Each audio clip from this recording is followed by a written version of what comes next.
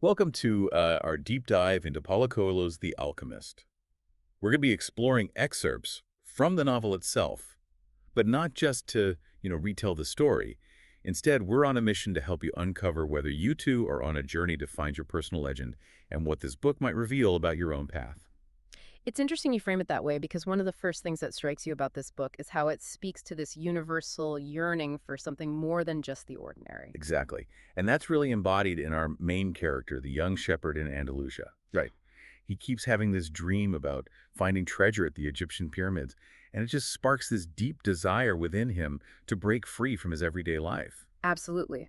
But it's not just about a desire for wealth or adventure. The dream is a symbol, a call to something deeper within him, his personal legend, and this idea that each of us has a unique purpose in the world, a reason for being, is really at the heart of the story. Okay, so let's talk about this idea of the personal legend for a moment. Yeah. For someone listening who's never encountered this concept before, how would you explain it in simple terms? We'll imagine it like a blueprint within you, a set of directions guiding you towards the most fulfilling expression of yourself. It's not necessarily about a specific career or achievement, but rather a way of being in the world that aligns with your deepest values and aspirations. So how does the shepherd even begin to figure out what his personal legend might be? He has a fateful encounter with a mysterious figure named Melchizedek, who claims to be the king of Salem. Melchizedek becomes a sort of mentor, a catalyst who nudges the shepherd onto his path. Melchizedek also drops what might be the most famous line from the book. When you want something, all the universe conspires in helping you to achieve it. It's such a powerful and alluring statement. But it also seems a little, well, too good to be true, doesn't it? I mean, do you really believe that the universe actually conspires to help us achieve our dreams? It's certainly a bold statement, and I think it's open to interpretation. But what if we consider it not as some magical force controlling our destiny, but rather a reflection of our own internal state? When we're truly aligned with our desires and taking action towards them, we tend to see opportunities that we might have missed otherwise. It's like we're more tuned to the possibilities around us when we're clear about what we want. Exactly. And this is reflected in the shepherd's journey. Inspired by Melchizedek's words and following what he believes to be an omen, he makes the bold decision to sell his sheep and travel to Tangier.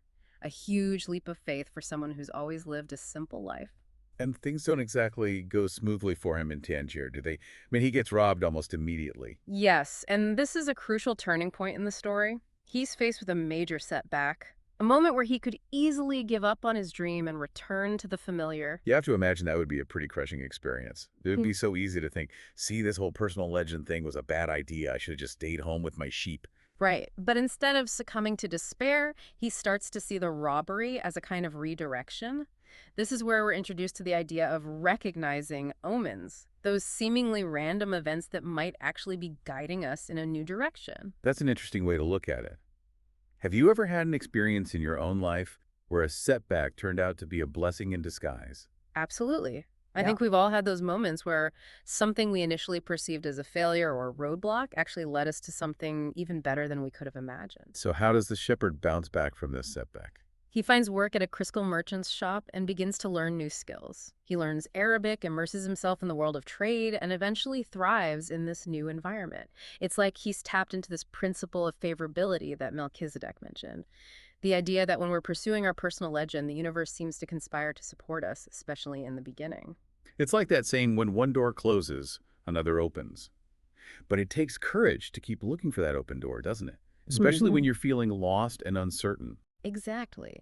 And the shepherd demonstrates incredible resilience. He could have easily stayed in Tangier, built a comfortable life for himself, and forgotten all about his dream of finding treasure at the pyramids. But there's something driving him forward, this inner knowing that he's meant for something more. So even though he finds success in Tangier, he eventually decides to leave and continue his journey. He joins a caravan crossing the Sahara Desert, heading towards Egypt. What happens next? Well, this is where the story takes on a whole new dimension. The vastness and silence of the desert become a powerful metaphor for the internal journey the shepherd is undertaking. He's stripping away the non-essential, confronting his fears and doubts, and ultimately connecting with a deeper part of himself. It's like the desert is a kind of testing ground, pushing him to his limits and forcing him to rely on his intuition and inner strength. Exactly. And it's in the desert that he meets a fascinating cast of characters who offer him valuable lessons and insights. He meets the Englishman, another seeker on his own quest for knowledge, who highlights the idea that there are many paths to personal transformation. And there's the camel driver who emphasizes living in the present moment, reminding the shepherd that the journey itself is just as important as the destination. Right. And this brings up a really interesting question for you, the listener. Do you ever find yourself so focused on achieving a goal that you forget to appreciate the journey? Yeah. Are you so busy striving for the future that you miss out on the beauty and richness of the present moment? It's something I think we all struggle with. We get so caught up in our plans and ambitions that we forget to savor the experience. But in The Alchemist, the desert serves as a powerful reminder that the present moment is all we really have. And it's in this present moment, amidst the vastness of the Sahara, that the shepherd begins to tap into a deeper understanding of the world around him. Yeah. He starts to recognize the existence of a universal language, a language understood by the heart, the desert, and everything in existence. It's a profound realization that changes his entire perspective. That sounds incredible. Hmm. I'm eager to hear more about this universal language and how it plays into his journey. But before we go there, I think we need to talk about another key concept introduced in the desert, the idea of maktub. Yes, Maktub, Arabic for "it is written," introduces the idea of fate and destiny, suggesting that perhaps our paths are already laid out for us. It raises a really thought-provoking question. How much control do we actually have over our lives? Is everything predetermined, or do we have the power to shape our own destinies? It's a question that has puzzled philosophers and theologians for centuries, and I have a feeling it's a question we'll be revisiting throughout our deep dive into The Alchemist. But for now, let's continue with the shepherd's journey. He eventually arrives at a vibrant oasis after weeks in the harsh desert. What awaits him there? The oasis, it represents a kind of haven, a place of rest and rejuvenation after, the trials of the desert. But it's also a place of new challenges and deeper lessons. This is where the shepherd encounters Fatima, a woman of the desert, and experiences a powerful connection, a feeling of love unlike anything he's ever known. It's interesting that you describe the oasis as a place of both haven and challenge. I mean, it seems like the shepherd is finally getting a break after all that hardship in the desert. But you're suggesting that it's not quite that simple, right? Exactly. The encounter with Fatima introduces a new layer of complexity to his journey. He's torn between the desire to stay in the oasis with her and the pull of his personal legend, which continues to beckon him forward. It's a classic dilemma: love versus ambition, the known versus the unknown. And how does Fatima respond to his dilemma? Does she encourage him to stay or to continue on his quest? Fatima is a fascinating character, wise in the ways of the desert and deeply connected to the rhythms of nature. She understands that for a man to truly find himself, he must follow his own path, even if it leads him away from her. So she encourages him to pursue his personal legend, assuring him that their love will endure. That's incredibly selfless of her. It speaks to a deep understanding of love, Yeah. not as a possessive force, but as something that allows for growth and expansion. Absolutely. And her belief in him gives him the strength to continue on his journey. But the oasis isn't just a place of love and tranquility. There's also a sense of impending danger. The threat of tribal warfare looms over the oasis, creating a palpable tension that mirrors the internal conflict this shepherd is experiencing. So even though he's found love and a sense of peace in the oasis, he's still being tested, still being pushed to confront his fears and make difficult choices. Right. And it's at this pivotal moment when he's wrestling with these conflicting emotions that the alchemist finally appears. He's been mentioned throughout the story, but now he enters the scene in person, shrouded in mystery and possessing a deep understanding of the world and its secrets. The alchemist is almost like a mythical figure, a wise sage who appears at just the right moment to guide the shepherd on the final leg of his journey. What is it about the alchemist that makes him such a compelling character? I think it's his combination of wisdom, mystery, and quiet power. He doesn't offer easy answers or spoon-feed the shepherd with instructions. Instead, he guides him through experiences designed to awaken his intuition, to help him connect more deeply with the soul of the world, that universal energy that flows through everything. He's more of a facilitator than a teacher, right? He's not trying to impose his own beliefs or methods on the shepherd, but rather help him discover his own truth. Exactly. And one of the key messages he imparts is the importance of listening to one's heart. He tells the shepherd, "Your heart knows all things because it came from the soul of the world, and it will one day return there." It's a powerful reminder that we all possess an inner wisdom, an intuitive knowing that can guide us if we learn to listen to it. That's a really beautiful concept. Yeah. But it also seems incredibly challenging, especially in a world that often values logic and reason over intuition and feeling. How do we even begin to tap into that inner knowing, that connection to the soul of the world? It's a process, a journey of self-discovery that unfolds uniquely for each individual. But the alchemist offers some clues. He emphasizes the importance of paying attention to omens, those seemingly insignificant events that might actually be signs pointing us in the right direction. He also encourages the shepherd to trust his instincts, to follow his heart even when it leads him into uncharted territory. So it's about cultivating a sense of awareness, both of the world around us and of our own internal landscape. Precisely. And this is where the shepherd's journey through the desert becomes so significant.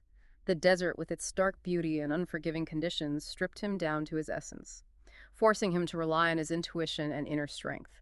It was a kind of purification process, preparing him to receive the deeper teachings of the alchemist. It's like the desert was a necessary stage in his development, a crucible that forged his character and prepared him for the challenges ahead. Exactly. Hmm. And those challenges are far from over. As the shepherd and the alchemist journey deeper into the desert, the threat of tribal warfare intensifies, pushing the shepherd to confront his fears and rely on his instincts in ways he never imagined. There's a gripping scene where they're captured by a warring tribe, and the alchemist uses the shepherd's ability to understand omens to save their lives. He convinces the tribal chieftain that the shepherd can turn himself into the wind. Oh, wow. I remember that scene. It was so intense. The shepherd, facing imminent death, manages to connect with the desert, the wind, and even the sun, aligning himself with the forces of nature to create this massive sandstorm that terrifies the tribesmen and allows them to escape. It's a brilliant maneuver showcasing the alchemist's wisdom and understanding of human nature. He manipulates the situation to create a test for the shepherd, forcing him to tap into a power he didn't even know he possessed. It's also a symbolic demonstration of his spiritual growth, his ability to transcend his limitations and connect with the universal energy. It's an incredible moment, but it also highlights the dangers inherent in pursuing one's personal legend. I mean, the shepherd could have easily been killed. Absolutely. The alchemist acknowledges this danger when he warns the shepherd. Trust in your heart, but never forget that you're in the desert. When men are at war with one another, the soul of the world can hear the screams of battle. No one fails to suffer the consequences of everything under the sun. It's a sobering reminder that even as we pursue our dreams, we are part of a larger interconnected web, and our actions have consequences that ripple outward. Right. And the shepherd is constantly being reminded of this interconnectedness. He has to navigate not only the external dangers of the desert, but also his own internal doubts and fears. There's another powerful scene where the alchemist demonstrates the possibility of transforming lead into gold. It's a moment of awe and wonder, almost like a magic trick.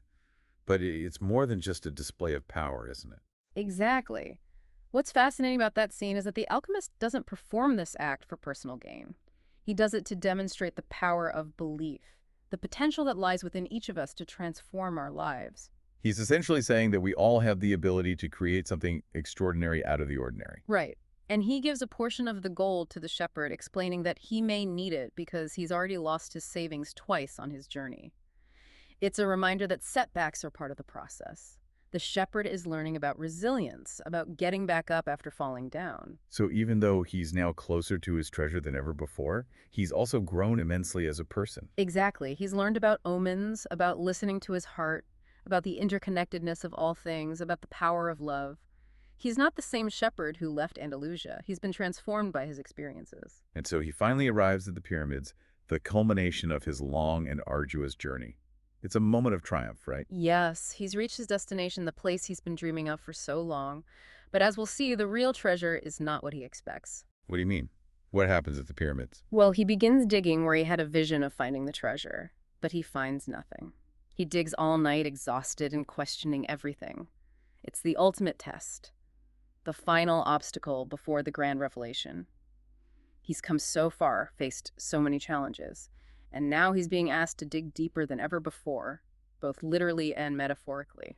And what does he discover in that process of digging deeper? We'll have to wait and see. Well, you left us hanging there.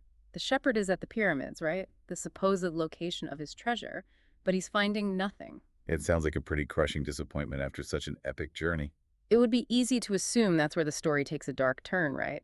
That the shepherd's dreams have led him to a dead end. Especially after all he's been through, the robbery, the desert, the tribal warfare. I mean, you'd think he deserves a break. And yet, this is where the story gets even more intriguing. Just when he's about to give up, he's attacked by refugees. They beat him and take his gold. Oh man, it's a brutal encounter, adding another layer of hardship to his already challenging journey.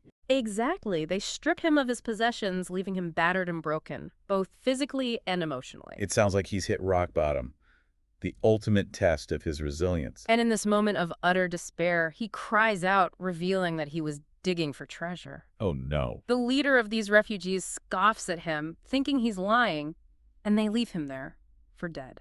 What happens next? Surely the story doesn't end with the shepherd defeated and alone. Not quite. The leader of the refugees, feeling a pang of compassion, returns and reveals something extraordinary.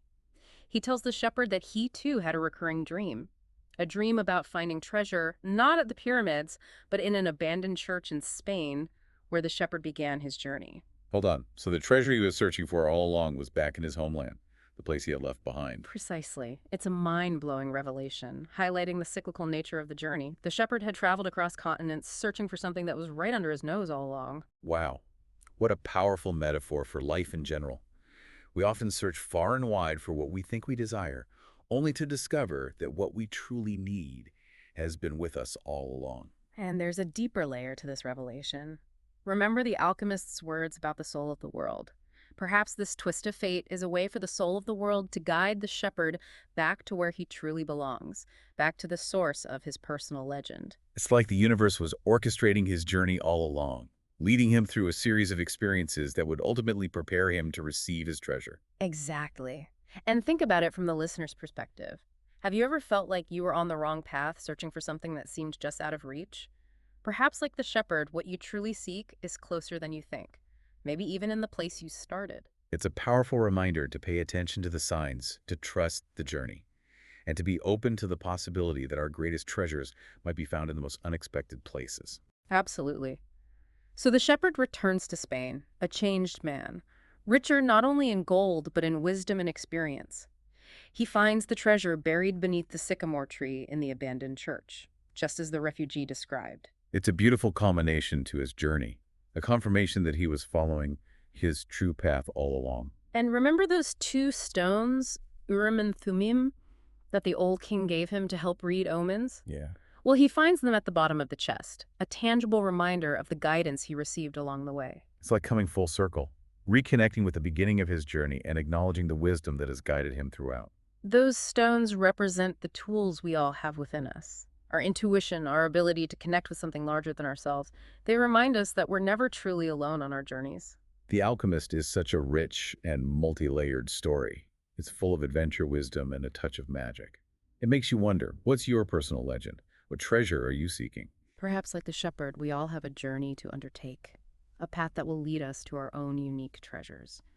The key is to listen to our hearts, pay attention to the omens, and have the courage to keep moving forward even when the path seems uncertain. And maybe, just maybe, the real treasure lies not in the destination, but in the transformation we experience along the way. That's a thought worth pondering, and if you haven't already, I encourage you to read The Alchemist for yourself and discover its deeper messages. You might be surprised by what you find.